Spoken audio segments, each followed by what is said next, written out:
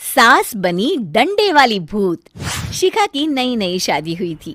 उसका मायका और ससुराल दोनों कानपुर में ही थे, इसलिए उससे मिलने उसके भाई अक्सर आते जाते रहते थे।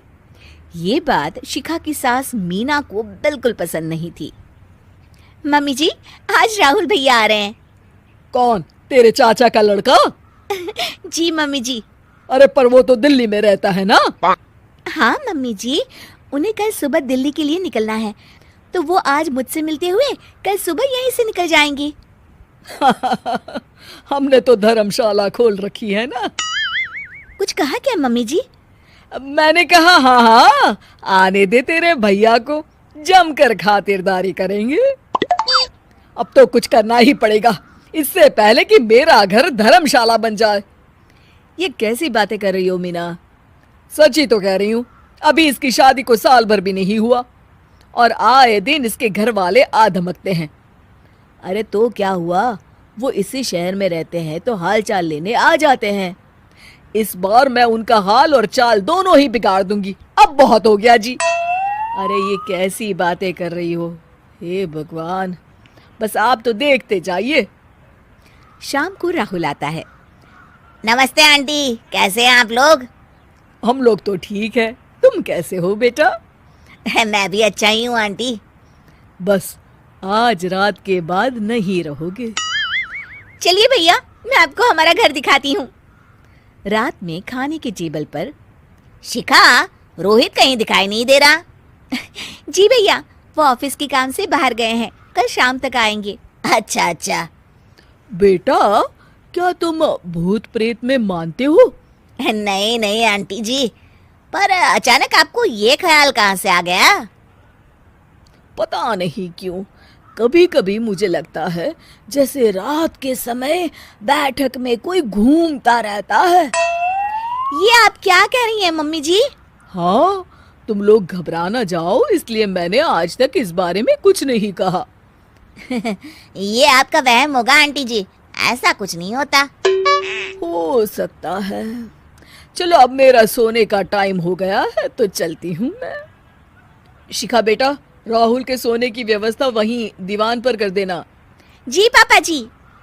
अब चलिए भी। अच्छा, तो बैठक में सोने वाले हैं साहबजादे। क्या बड़बड़ा रही हो? कुछ नहीं, आप सो जाइए। मीना और महेश के सोने के बाद शिखा और राहुल आपस में बात कर रहे होते हैं, तभी डोरबेल बजती है। अरे आप! सरप्राइज! काम जल्दी खत्म हो गया तो मैं आज ही चला आया। ये तो बहुत अच्छा किया। देखिए राहुल भैया भी आए हुए हैं, आप दोनों का मिलना भी हो जाएगा। कैसे हो रोहित? मैं तो ठीक हूँ भैया। शिखा, मैं भी आज यहीं सो जाता हूँ, राहुल भैया से बातचीत भी हो जाएगी। अच्छा अच्छा, ठीक है।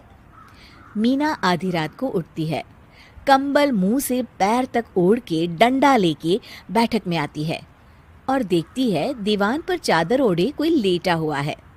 देखो तो कैसे मजे से सो रहा है बहन के ससुराल में। मीना ताबड़तोड़ 4-5 डंडे मार देती है। अरे मर गया, अरे बचाओ बचाओ, कौन है? मीना जल्दी से अपने कमरे में भाग जाती है। हे भगवान, ये मैंने क्या किया? ये रोहित कहाँ से आ गया? लगता है ये नालायक राहुल मेहमानों वाले कमरे में सो गया होगा। आज तो इसकी खैर नहीं। उधर बैठक में, अरे क्या हुआ रोहित? मैं बाथरूम में था, तुम्हारे चिल्लाने की आवाज सुनी। पता है भैया, मैं सो रहा था, अचानक से कोई आकर मुझे डंडे मारने लगा। ये क्या कह रहे हो? लगता है तुम भी आंटी की तरह भूत प्रेत में मानते हो। नहीं नहीं भैया, सच में कोई आया था। मैं तो जा रहा हूँ मेहमानों वाले कमरे में सोने के लिए। इस समय अपने रूम में जाऊंगा तो शिखा की नींद खराब हो जाएगी। ठीक है भाई, जाओ तुम, जहाँ तुम्हारा भूत डंडा लेके ना आ सके। थोड़ी देर बाद मीना कंबल ओढ़ के डंडा लेकर मेहमानों वाले कमरे में पहुंच जाती है। वो बिस्तर पर सोए रोहित को फिर डंडों से मारने लगती है। अरे मर गया, अरे मर गया। तू भूत प्रेत में नहीं मानता ना? ये ले, अब डंडे खा। हैं? ये तो माँ की आवाज है। रोहित कंबल खींच देता है। बेटा तू! अरे ये क्या कर रही हो माँ? मार मार के मेरा भरता बना दिया आपने। माफ कर दे मेरे लाल, मैंने तो तुझे ही मार मार के लाल कर दिया। मैं तो उस राहुल के बच्चे को सबक सिखाना चाहती थी। राहुल भैया को? हाँ बेटा, मुझे लगा अगर उसे डंडे मारूंगी तो शिखा के मायके वाले यहाँ आना छोड़ देंगे। हे भगवान, माँ ये घर शिखा का भी है, उसके घर वाले जब चाहे आ सकते हैं। हाँ बेटा, आज मुझे भगवान का इशारा समझ में आ गया। मैं कितना गलत करने चली थी और अपने ही बेटे को चोट पहुंचा दी। अब चुपचाप जाके सो जाओ माँ, और किसी को कुछ बताने की जरूरत भी नहीं है। शिक्षा दूसरों का बुरा चाहने वालों के साथ भी बुरा ही होता है।